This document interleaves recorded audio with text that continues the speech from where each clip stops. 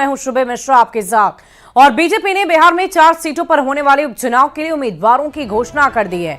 तरारी से सुनील पांडे के बेटे विशाल प्रशांत, रामगढ़ सीट से पूर्व विधायक अशोक कुमार सिंह को कैंडिडेट घोषित किया गया। वहीं एनडीए ने 4 विधानसभा सीट में से 3 पर अपना उम्मीदवार तय कर लिया है। गया जिले के इमामगंज सीट जीतन राम मांझी की हम पार्टी के हिस्से में आई। सूत्रों के हवाले से खबर है कि केंद्रीय मंत्री जीतन राम मांझी अपनी बहू दीपा मांझी को यहां से उम्मीदवार बनाए हैं और उनके नाम पर मुहर लग चुकी है।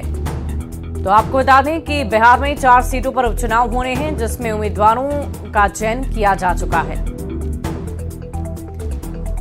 और जीतन राम मांझी की बहू दीपा मांझी की राजनीति में एंट्री हो गई है। सूत्रों के हवाले से खबर है कि दीपा मांझी उपचुनाव में गया के इमामगंज से एनडीए की उम्मीदवार होंगी।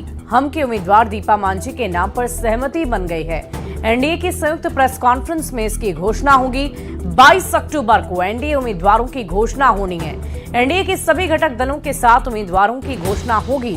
दीपा मांझी केंद्रीय मंत्री जीतन राम मांझी की बहू और बिहार सरकार में मंत्री संतोष सुमन की पत्नी हैं। दीपा मांझी पार्टी में सक्रिय भूमिका अदा करती हैं। पति संतोष कुमार सुमन के चुनावी कैंपेन में भी हिस्सा लेती रही हैं।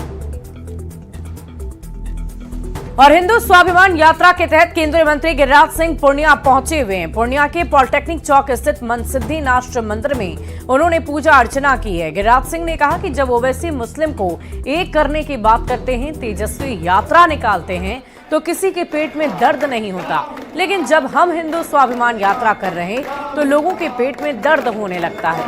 सीमांचल में दंगा करने नहीं, रोकने आए हैं। जब ओवैसी कहें कि मुसलमान एक हो तो किसी के पेट में दर्द नहीं। जब तेजस्वी यात्रा करें मुस्लिम को संगठित करने तो किसी के पेट में दर्द नहीं। जब हम हिंदू यात्रा कहें, हिंदू स्वाभिमान, तो पेट में दर्द क्यों? हमें इन बेटियों की भी चिंता है, इन बच्चों की भी चिंता। मैं दोनों की चिंता करने आया हूँ। मैं दंगा करने नहीं, दंगा करने वालों को रोकने के लिए। और गिरिराज की यात्रा पर सियासत जारी है। सांसद पप्पू यादव ने कहा कि अगर गिरिराज सिंह ने नफरत पैदा की तो कोसी और सीमांचल में उनकी यात्रा को गुजरने नहीं देंगे। पप्पू यादव ने कहा कि गिरिराज सिंह को मेरी लाश पर यात्रा करनी होगी। जेडीयू एमएलसी खालिद अनवर ने कहा कि गिरिराज माहौल को खराब कर रहे। तो बीजेपी सांसद संजय जायसवाल ने कहा कि हर किसी को यात्रा का मौलिक अधिकार है।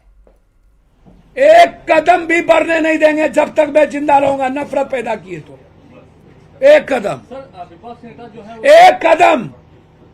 एक नफरत पैदा किए तो पप्पू यादव बढ़ के वो दिखा दे हमको। मेरे लाश पर होके गुजरना पड़ेगा उसको। नफरत पैदा करेगा तो एक कदम निकलने नहीं देंगे। लड़ाई होगा पप्पू यादव। लाश पर बैठेंगे, सोएंगे। जिसको गुजरना होगा मेरे मौत पर गुजरेगा। राजनीति में प्रत्येक व्यक्ति का अपना अधिकार है, प्रत्येक पार्टी का अपना अधिकार है। और माननीय केंद्रीय मंत्री अगर कहीं भी जा रहे हैं तो इससे सबों को खुशी होनी चाहिए। क्षेत्र में संवाद करना, लोगों के पास अपनी बात रखना, यह तो हर नागरिक का मौलिक अधिकार है। तो वो केंद्रीय मंत्री का मौलिक अधिकार कैसे नहीं है? अगर आपने संविधान का शपथ लेकर के ये तय कर लिया है कि संविधान की धज्जियां उड़ाएंगे और लोगों में भय पैदा करेंगे, लोगों में करुणा पैदा करेंगे, लोगों में पक्षपात करेंगे, तो आपको केंद्रीय मंत्री रहने का कोई हक नहीं। और जेडीयू कार्यकर्ताओं पर शराब बेचने के तेजस्वी के आरोप पर सियासत जारी है। मद्यनिषेध और उत्पाद मंत्री रत्नेश सदा नेता प्रतिपक्ष के खिलाफ लीगल नोटिस जारी करेंगे। रत्नेश सदा ने कहा कि तेजस्वी को जवाब देना होगा। जेडीयू नेता और कार्यकर्ताओं पर वो इतना गंभीर आरोप कैसे लगा सकते हैं? नेता प्रतिपक्ष तेजस्वी ने पोस्ट कर कहा था कि जेडीयू कार्यकर्ताओं की मिली भगत से शराब बेचने का काम चल रहा है।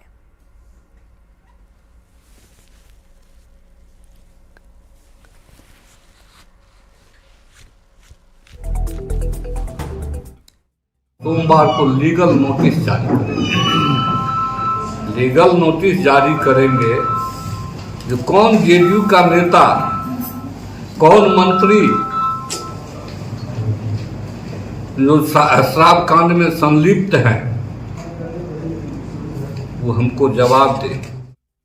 और गया से बड़ी खबर आ रही है। गया एयरपोर्ट से बांग्लादेशी नागरिक की गिरफ्तारी हुई है। बौद्ध भिक्षु के वेश में बोध गया मंदिर परिसर में रह रहा था। 8 साल से नाम बदलकर रह रहा था। राजीव धर गया एयरपोर्ट प्रशासन ने मगध मेडिकल थाना की पुलिस को सौंपा। गया एयरपोर्ट से बैंकॉक जाने के दौरान सीआईएसएफ जवानों ने उसे पकड़ लिया है। लुकआउट सर्कुलर नोटिस जारी किया गया था। कई नामों के पासपोर्ट बरामद किए गए हैं। इस वक्त की बड़ी खबर आपको गया से बता रहे हैं, जहां बांग्लादेशी नागरिक बौद्ध भिक्षु बनकर गया में रह रहा था।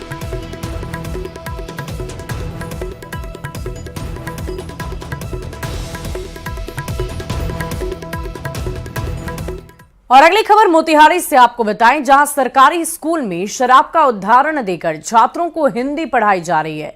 ढाका प्रखंड के जमुआ मिडिल स्कूल में छात्रों को हिंदी की पढ़ाई के दौरान ब्लैक बोर्ड पर शराब का उदाहरण दिया गया। स्कूल में बच्चों को हाथ पांव फूलने का मतलब पढ़ाया जा रहा। समय पर शराब का ना मिलना। बच्चों को पढ़ाया गया हाथ पांव फूलने का मतलब समय पर शराब का नहीं मिलना। कलेजा ठंडा होने का मतलब पैक गले से नीचे उतरना। नेकी कर दरिया में डाल का मतलब होता है फ्री में दोस्तों को पिलाना। न्यूज़ 18 की टीम जमुआ मिडिल स्कूल पहुंची तो प्रधानाध्यापिका ने बोर्ड पर शराब की पढ़ाई की बात को सही बताया। वहीं छात्रों ने कहा कि महिला टीचर विनीता कुमारी ने ब्लैक बोर्ड पर शराब का उदाहरण देकर मुहावरे को समझाया। वहीं बीईओ ने कहा कि शिक्षिका पर कार्रवाई को लेकर विभाग में पत्र लिखा जाएगा, लेकिन आरोपित शिक्षिका ने सभी आरोपों को निराधार बता दिया है। तो हम गए, देखे, हम उन विनीता कुमारी को बोले कि आप गलत शब्द पढ़ाए और बच्चे को भी बोले कि आप मत लिखिएगा, ये गलत शब्द मैं पढ़ाई है, आप घर पर भी नहीं बोलिएगा। और तो वो हमको अभद्र भाषा से प्रयोग किया कि आप ये बहुत गलत भाषा जो हम बोल नहीं सकते हैं आपको। और कभी भी वो आती है तो सर पढ़ाने के भी उसे नहीं आती। उसमें लिखा था कि दाल ना मिलने की वजह से देहा खुलना और दोस्तों सब दारू देने की वजह से। कौन लिखी थी? कौन पढ़ा कौन रहा था? उस पर जो है कि डीओ सर के द्वारा यह कहा गया कि उनका शैक्षणिक प्रशैक्षणिक प्रमाण पत्र भी लीजिए, पाठ्यिका का भी जिरोक्स लीजिए, लेकिन उनके द्वारा जो आज जवाब दिया गया है उसमें यह चीज़ नहीं दिया गया है। और साथ ही वह वहाँ के एचएम को आरोपित की हैं, हमको भी आरोपित की हैं। हमारे साथ वो शिक्षिका हैं जिन पर आरोप है कि इन्होंने ब्लैक बोर्ड पर जो मुहावरा बताया था और बच्चों को पढ़ाया था, उसको लेकर शिक्षा विभाग शर्मसार हुआ। मैडम, आप पे आरोप है कि आपने क्या बता दिया था? क्या ब्लैक बोर्ड पे लिख दिया था सर आपके बारे में? सर मैं लिखी ही नहीं सर, वो सुलेखा कुमारी के द्वारा लिखा गया, एचएम प्रभारी। और वो क्यों लिखेंगे आपके बारे में? वो सर पहले से लिखी हुई है और 6 महीना पहले से हमको डरा रही है कि हम दे देंगे। आपने सॉरी भी लिखा है, डीओ को जो आपने भेजा है उसमें सॉरी नहीं, वो तो धमकी से डीओ साहब डराए हमको कि डिसमिस कर देंगे, आप ऐसे कैसे कर दिए। वो हड़बड़ा करके हम अपने राइटिंग में नहीं लिखे हैं, कहीं से आया, हम इसको भेजे ब्लैक बोर्ड वाला, उसके बाद से वो कहीं से आया तो हम व्हाट्सएप उनको कर दिए। फंसा रहा है कोई? फंसा रहा है, बिल्कुल फंसा रहा है। बिल्कुल। देखिए, भले ही शिक्षा विभाग को लेकर बेहतर काम जरूर किया जा रहा है, लेकिन जिस तरह की लड़ाई झगड़े देखने को मिल रहा है स्कूलों में, इससे शिक्षा जरूर शर्मसार हो रहा है, शिक्षा विभाग भी शर्मसार हो रहा है। और खासतौर पर बिहार में शराबबंदी है और शराबबंदी की अलग व्याख्या होकर ब्लैक बोर्ड पे लिखा जाता है, इससे यह चिंता का विषय जरूर है। आने वाले समय में यह जांच का विषय जरूर है, लेकिन इतना स्पष्ट है कि जो ब्लैक बोर्ड पे लिखा गया है उससे बिहार शर्मसार हुआ है। उनिश कुमार, न्यूज़ 18 मोतिहारी। एयरपोर्ट को बम से उड़ाने की धमकी मिलने के बाद एयरपोर्ट की सुरक्षा व्यवस्था को बढ़ा दिया गया है। दिल्ली जाने वाली स्पाइस जेट की विमान की जांच की गई है। यात्रियों को सुरक्षित बाहर निकालने के बाद चेकिंग में कुछ भी नहीं मिला और ऐसे में माना जा रहा है कि मैसेज फेक था। दरभंगा एयरपोर्ट से अधिक जानकारी दे रहे हैं न्यूज़ 18 संवाददाता विपिन कुमार दास। दो फ्लाइटें लगी हुई है, एक फ्लाइट हुई है जैसा मैंने बताया जो स्पाइस जेट की है, एक और फ्लाइट है उस पर कोई थ्रेट कॉल या ऐसा कुछ नहीं आया था। ये भी है एस्टेब्लिश हो चुका है, ये एक हुक्स कॉल था, एक स्पाइस जेट को इसमें टैग किया गया था और 5 फ्लाइट्स की इसमें विवरणी थी। कहा गया था कि इसमें बम प्लांट किए गए हैं, लेकिन फ्लाइट सेफली लैंड हो चुकी है, पैसेंजर्स बाहर जा चुके हैं। देश भर के 9 विमान को बम से उड़ाने की धमकी मिली है और फिर एक बार दरभंगा एयरपोर्ट से भी, जो एयरपोर्ट स्पाइस जेट के विमान यहाँ से दरभंगा से मुंबई जाती है, उसमें भी बम होने की खबर आई, जिसके बाद तुरंत एक्शन में आए और एसडीपीओ सहित एसडीओ भी मौके पर पहुंचे हैं। आपको बता दें कि कल वर्चुअल माध्यम से शिलान्यास भी होना है दरभंगा एयरपोर्ट को, उसको लेकर भी हाई लेवल मीटिंग चल रही है। लेकिन जो बम से उड़ाने की अफवाह आने के बाद सारे अधिकारी एयरपोर्ट रनवे की तरफ निकले हैं और वहां जो स्पाइस जेट के 2 विमान यहां पर आए हुए हैं उसकी जांच भी की जा रही है। वहीं एसडीपीओ जो खुद यहां पहुंचे थे उन्होंने ये स्पष्ट कहा है कि थ्रेट मिली है और इसकी संभावना जो भी है हर बिंदु से उसकी जांच की जा रही है। और खुद उन्होंने बयान देते हुए एयरपोर्ट के अंदर गए हैं और सारी जानकारी जुटाने में लग गए हैं। आपको बता दें कि ये दूसरी बार 1 सप्ताह के अंदर ये दूसरी खबर है जिसके बाद पूरी तरीके से पुलिस अलर्ट मोड पर है। और देखा जाए तो ये बम की जो खबर आई है उससे कहीं ना कहीं पूरे पुलिस महकमा में हड़कंप मचा हुआ है। विपिन कुमार, न्यूज़ 18।